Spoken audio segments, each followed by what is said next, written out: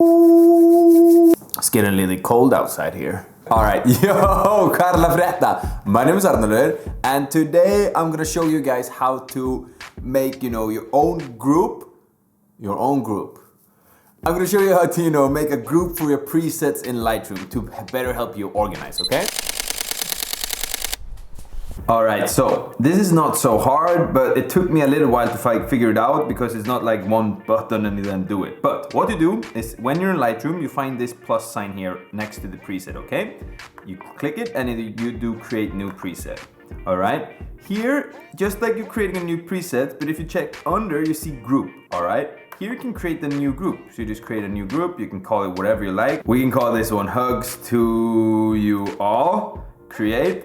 And then you basically just, do create. Now, if you look here now you've seen that we have Hugs to You All, a new group. But as you might have noticed, you also created a preset. And you have to do that in order to create a group, but it's easy to come around. So, as you can see now, we have our group here, Hugs to You All. Hugs to You All. Now, inside we have a random preset, but if we would go and delete this preset, we would delete the group too.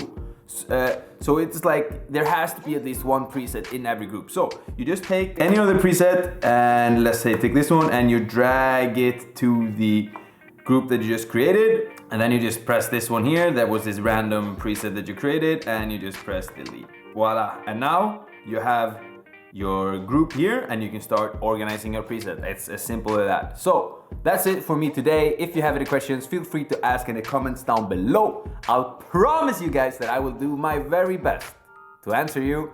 If you could smack that like button for me, it would really help me out. If you consider subscribing, blah blah blah, you know all that stuff. I'll see you guys in the next video. I'm out.